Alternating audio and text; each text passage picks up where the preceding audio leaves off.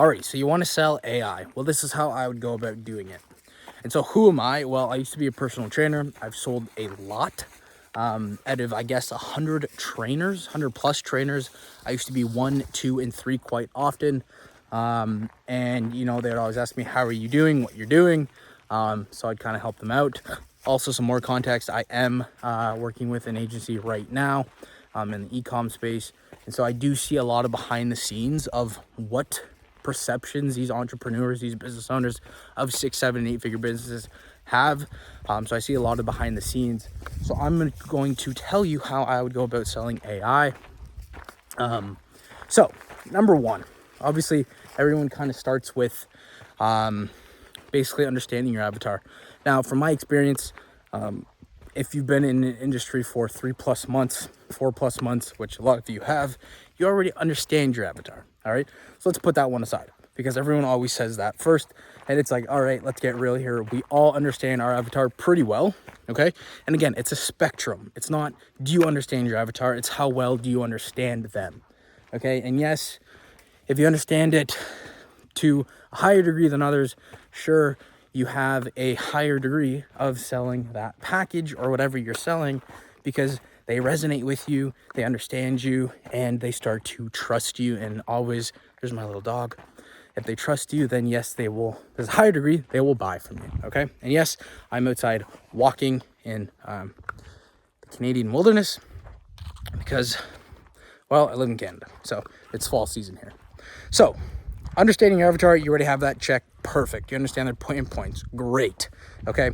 Now, when I used to be selling fitness, and let's be honest here, fitness, okay, our health and wellness is one of the most saturated markets in the world. Okay. So a lot of the time, we're all saying the same stuff. Okay. And that kind of goes in line with understanding your avatar, right?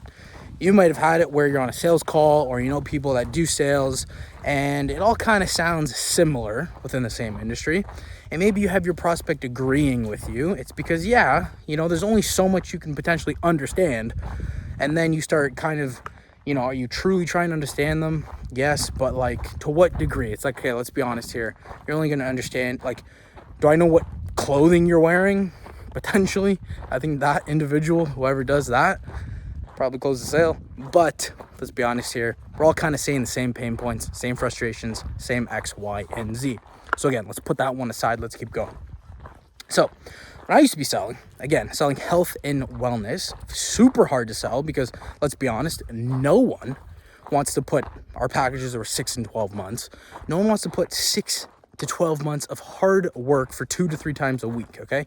Fitness is one of those hard things to sell, but I did it quite well. And so I'm going to share those secrets with you here so you can sell your AI. Now, lucky for you, there's a few things going for you, and that's why everyone is trying to sell AI at the moment. Number one, there's attention. And so attention and money are kind of like twin brothers, all right, or twin siblings. Wherever attention goes, money flows, okay, as you've probably heard. And so, one, you have attention, all right? So you have active buyers, okay? And if you look at Eugene Schwartz, you're not at a sophisticated market just yet. All right. Like I've stated before, we're all pretty much students at this point in time. Again, I talk to and I see a lot of 6, 7, and 8 figure businesses, and they're all looking to incorporate AI to some degree into their business. They just don't know how to do it. So they're seeking anyone out. And that's why you're seeing teens at this very time sell and make money from AI because, again, the players are, you know, there's no current LeBron other than sure NVIDIA and ChatGPT and all these big corporations, all right?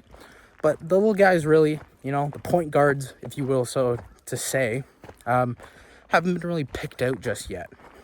So number one, you have attention at this point. So kudos to you. And, you know, what I'm saying right now is important, but what comes after is super important. So just, you know, pay attention here.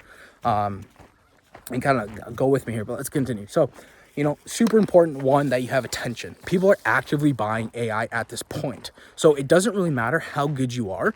Like they say, okay, old marketing tactic or old marketing saying was that the best type of audience, sorry, here, just switching hands, you know, my hands get my arms get a little tired holding the camera up.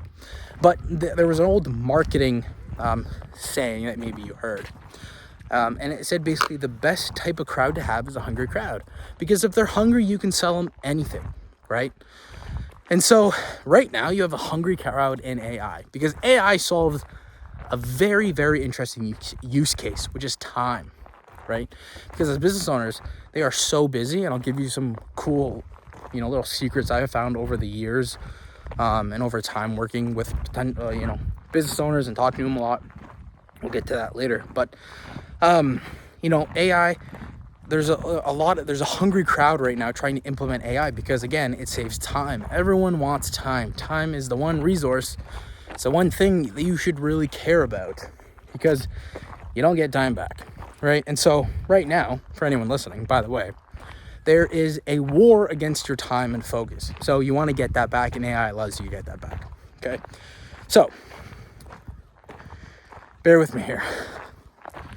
So you have a hungry crowd, number one. Number two, there's money flowing into this. That's why they're like siblings.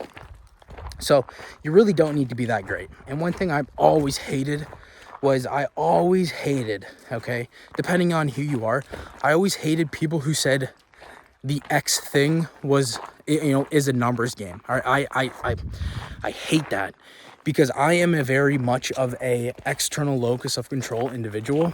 Okay, I believe that I can kind of control my destiny, X, Y, and Z, and probably many of you listening to this do as well. Okay, but I never did believe it was a numbers game. Okay, now to be fair, sure, does volume help? Of course.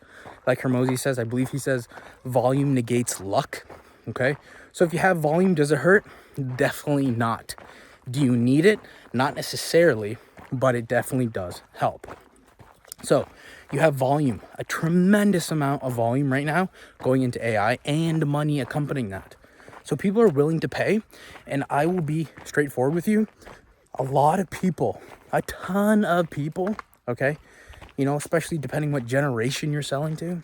All right, now a lot of business owners, stats will show that they're kind of like 45 plus, okay, 40s. I think the greatest wealth lies within like 55s and plus, right? It's that baby boomer, and a lot of them they don't know how to part with dollars. All right, getting someone to pay with their money, getting someone to again part with their money is one of the hardest things, and that's why sales can be so frustrating, because even though they need it, they still don't want to part with their hard-earned dollars, because some people didn't learn that skill. Yes, spending money is a skill. All right, you can learn it. All right, and a lot of you should learn it when you get it, because it's just changing hands here. Because if you just hoard your money, it's not really, not probably the best use case for it. Okay, so getting someone to spend their hard-earned dollars, and I learned this at a very young age, getting someone to buy something with their money. Maybe you've wanted to buy something and you just haven't pulled the trigger, so to speak, because you're like, I really don't need it. All right. Now, when it comes to business owners have already a lot of expenses, so they're already paying out the pocket a ton. And if you can, this is how I would start to position it. If you can start to mention how this might save you a few dollars.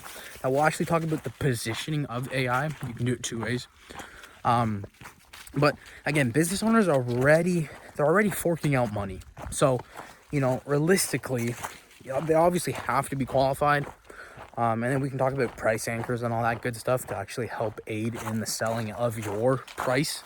But you want to get people who are already paying for things, okay, which are typically, again, aka business owners. Now, it even helps even further if they're already paying for services in your industry. All right, I call it a bill swap. Andy Elliott, I took an Andy Elliott course, and he used to call it it's pretty much a bill swap, which just means that, hey, you can have this type of service, and really all you're gonna do is just swap it to ours. All right, we're kind of the same price, or whatever the case may be. He calls it money justification. Okay, and money justification is a major tactic. Basically, it's just justifying the price, justifying how much this thing costs, why it costs this much. And the way you want to kind of justify it is obviously through like kind of benefits. Because you can say like, I mean, for weight loss, it wasn't necessarily, I could say, you know, it's going to make you feel better. It's going to do this and this. They don't really care for that. Okay, so again, yes, you want to understand your avatar, because instead what I could say is I can say something like, hey, what you actually want to do, or, you know, you're spending, again, these packages are anywhere from like 5 to 10,000 for weight loss. And what you want to say